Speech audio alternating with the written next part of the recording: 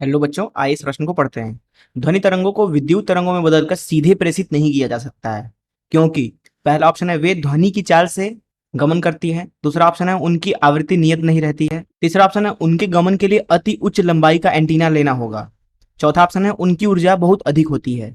आइए इस प्रश्न के मुख्य उदाहरण की चर्चा करें। मान लीजिए कि हमारा एक प्रेषक एंटीना कुछ इस तरीके से है। तो इस प्रेषक एंटीना की जो लंबाई है, मान लेते हैं कि एल है, तथा मान लीजिए कि इससे हम एक सूचना प्रेषित करते हैं कुछ इस तरीके से एक जगह से दूसरे जगह।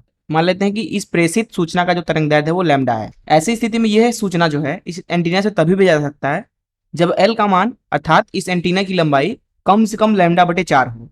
अगर इससे कम लंबाई होती है तो इस सूचना को इस एंटीना के माध्यम से हम नहीं भेज सकते हैं। ये आपका एंटीना हो गया। अगर इस भेजे गए सूचना का तरंगदैर्घ्य हम लैम्डा मान लिए हैं तो ऐसी स्थिति में हम लैम्डा को लिख सकते हैं लैम्डा बराबर सी बटे इस भेजे गए संकेत की आवृत्ति, जिसे म्यू बोल देते हैं, तो सी बटे म्यू। तो इस चीज को ध्यान में रखें आप। इस मुख्य अवधारणा का इस्तेमाल करके आइए इस प्रश्न को हल करें। हमारे द्वारा सुनी जा सकने वाली ध्वनि की जो आवृत्ति होती है वो 20 हर्ट्ज से लेकर के 20,000 हर्ट्ज के बीच में होती है। अर्थात अगर हम इन्हें सीधे वैद्युत चुंबकीय तरंगों के संकेत के रूप में एक जगह से दूसरे जगह भेजना चाहते हैं तो जो भी वैद्युत चुंबकीय तरंग होगा उसकी आवृत्ति 20 हर्ट्ज से लेकर के 20,000 हर्ट्ज होगी बस। अब अगर हम 20 हर्ट्ज का तरंगदैर्घ्य निकालें तो लैम्डा बराबर हो जाएगा सी बटे म्यू, अर्थात 3 × 10⁸ बटा म्यू, जो कि यहाँ पे 20 हर्ट्ज है तो 20 लिख देंगे नीचे।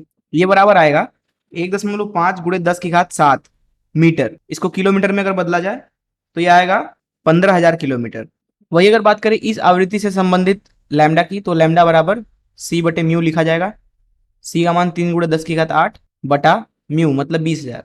तो यहाँ से जो आपको लैम्डा का मान मिलेगा वो मिलेगा 15 किलोमीटर के बराबर। तो जैसा कि यहाँ से आप देख सकते हैं कि किसी भी ध्वनि संकेत को अगर हम सीधे वैद्युत चुंबकीय तरंगों के रूप में बदल करके एक जगह से दूसरी जगह प्रेषित करना चाहें तो ऐसी स्थिति में जो वैद्युत चुंबकीय तरंग चाहिए उसका तरंगदैर्घ्य 15 किलोमीटर से लेकर के 15,000 किलोमीटर के बीच में होना चाहिए। अर्थात अगर हम इस तरह के वैद्युत चुंबकीय तरंगों के लिए एंटीना की लंबाई लिखें तो वो लैम्डा बटे 4 आएगा। तो 20 हर्ट्ज वाले को भेजने के लिए हमें चाहिए 15,000 बटे 4 किलोमीटर लंबाई का एंटीना। वहीं अगर 20,000 हर्ट्ज वाले संकेत को देखें तो उसके लिए चाहिए लैम्डा बटे 4 बराबर 15 बटे 4, जो कि लगभग आप लिख सकते हो 4 किलोमीटर।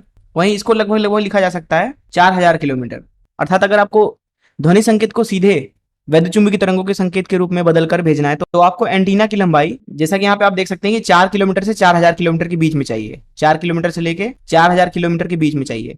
पर इतना लंबा एंटीना बनाना वास्तविक जीवन में संभव नहीं है। इसीलिए बोला जाता है कि जो ध्वनि तरंगे उन्हें सीधे वैद्युत चुंबकीय तरंगों के रूप में प्रेषित नहीं कर सकते, क्योंकि जो एंटीना चाहिए वो बहुत ही ज्यादा लंबा हो जाता है। तो यहाँ पे अगर हम बात करें तीसरे ऑप्शन की तो यहाँ तीसरे ऑप्शन में आप देख सकते हैं कि उनके गमन के लिए अति उच्च लंबाई का एंटीना लेना होगा। तो यही कारण है कि ध्वनि तरंगों को विद्युत तरंगों में बदलकर सीधे प्रेषित नहीं कर सकते हैं, क्योंकि एंटीना बहुत लंबा चाहिए 4 किलोमीटर से 4,000 किलोमीटर के बीच। मैं आशा करता हूं कि आपको इस प्रश्न का हल जरूर समझ में आया होगा। धन्यवाद।